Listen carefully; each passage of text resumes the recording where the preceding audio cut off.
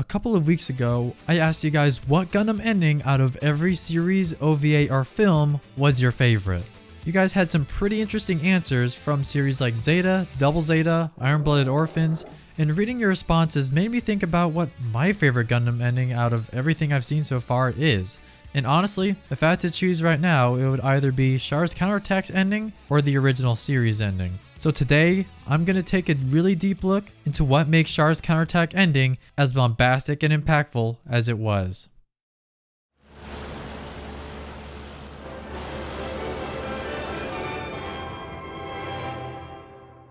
In a few videos, I mentioned that Char's Counterattack was my favorite Gundam movie of all time, which was probably due to the fun experience I had watching it in cinemas with my brother. It's still a very fun movie to rewatch, but obviously it has had its many flaws, some of which were out of the director Yoshiyuki Tomino's control regardless. To this day, I still love it all the same, but I don't think it's my favorite Gundam movie anymore. It's probably Encounters in Space for me, mainly because that film's ending always brings me to tears, which recently had me recall Char's Counterattack's ending. For such a bombastic and sort of odd film that was meant to be the climax of Char and Amuro's conflict, it stuck the landing in my opinion. The final battle with Char and Amuro to this day is one of my favorite fights of all time. The animation and soundtrack are extremely well done, and of course, the new Gundam and Sazabi. Need I say more? But mainly the ending is always what gets me. Despite me having a hard time believing that Amuro and Char basically died at the end of the film, days after I saw the movie, I still think the ending is honestly perfect. But first of all, let me set the scene. As the battle between Char and Amuro seems to have reached its conclusion with Amuro as a clear victor, the gigantic meteor Axis' thrusters were blown up with the intention of stopping Axis before it crashes into Earth. But instead, the explosion only serves to further propel Axis towards Earth. With no other option, Amuro and his new Gundam attempts to send a massive meteor away by himself.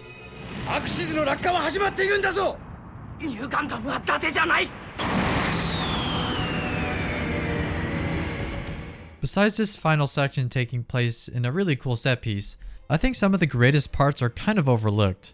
But first of all, what made this ending so more compelling to me has to do with the respective character arcs of both Amuro and Char that goes all the way back to the original series. Back during the One-Year War, it was Amuro's connection to Lala Soon, a new type under the command of Char, that ultimately made Amuro realize something very important during and mainly after her death.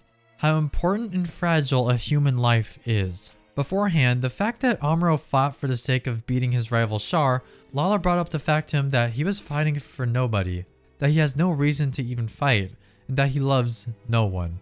To him, he thought that doesn't matter.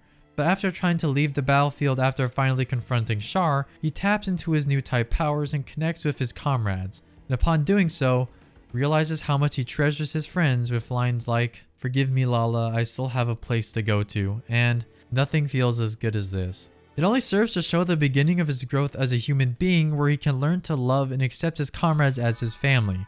They're all he's got. That itself is a really great ending that I'll definitely talk about in the future. Origin Review 2023.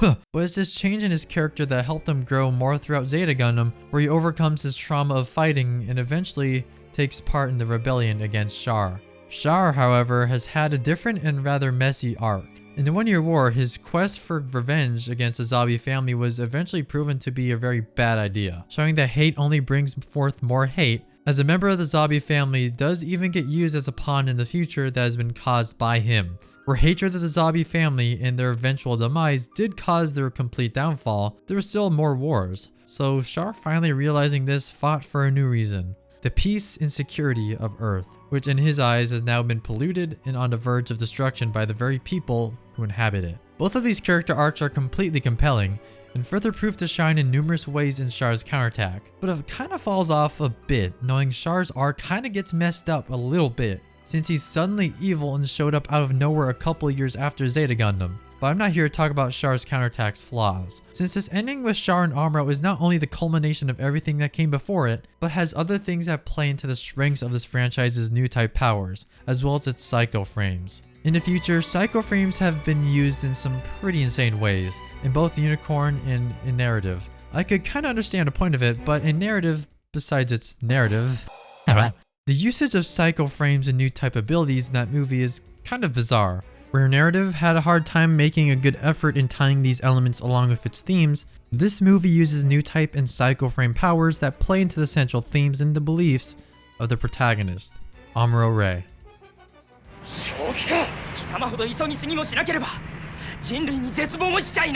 This is the core belief of Amuro, as it was mentioned in the very first few lines as he spoke in the film, and it makes perfect sense. Amuro clearly understands the value and beauty a life could hold. It's in his declaration and his core beliefs that he eventually causes the Psycho Frame to activate. The Psycho Frame being a device in his Gundam that resonates one's emotions with the pilot are at an all-time high. This Psycho Frame resonating causes one of my favorite scenes in the entire franchise to happen, where both soldiers in mobile suits from not just the Federation, but from Zeon 2 to join him in trying to push Axis back. Not only does this scene have incredible shots, but it also has some great parts where we see soldiers side by side of different sides of this war join together to protect Earth. There's a scene that I really like where a Zeon Garadoga ended up overheating and lost control, and after it let go, you can see that a Jagan pilot from the Federation tried to grab his hand in an attempt to save him. It's a fantastic scene, but I haven't talked about Char that much, but despite how he just became evil, there are many reasons for him to be like that, despite not much buildup. In the Battle of Abaku, he pretty much refuses to believe that Amuro and Lala's connection isn't unique, and the reality of their relationship further shows that despite loving Char, she connected with Amuro and she chose him over Char, and he knows that. In the scene where Amuro and Char basically argue while this huge asteroid is about to crash into Earth, we hear this rather infamous line. That line being,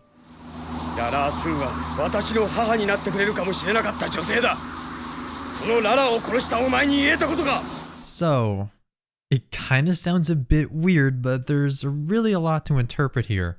I've seen a lot of discussions online where Char refers to Lala as a mother, as in maybe a mother figure, which makes the most sense. As we've seen in the original series, she was someone who Char wanted to guide him, even after her death in the final conflict with Amuro. Another bit of speculation I've seen is that Char referred to her as his mother, as in referring to her as some sort of deity, kind of how people call God their father. It could be the same in that regard, but I think I'm reading a bit too much into that. But this line though does represent how far Char has gone as a character, and how much he hasn't really regressed, but more or less just gotten worse mentally. As in this film, he was pretty much wanting to become a martyr. If he succeeded in launching Axis onto Earth, he thinks humanity could prove itself to survive and evolve in order to adapt to difficult climates. His goal, as far as I remember, was to test humanity, but instead of really testing, more of a punishment, as he wanted humanity itself to evolve into new types so that they can migrate over to space and the colonies. It's a very difficult thing he wanted to accomplish, but if he dies trying, he believes that his death could prove something. He's kind of lost it. But it's in this final struggle where even Char, who believes that humanity doesn't deserve to live on Earth, feels the culmination of humanity itself at that very moment, trying to survive and overcome adversity. The warmth of the human heart finally reaches Char. And then we get it. The ending.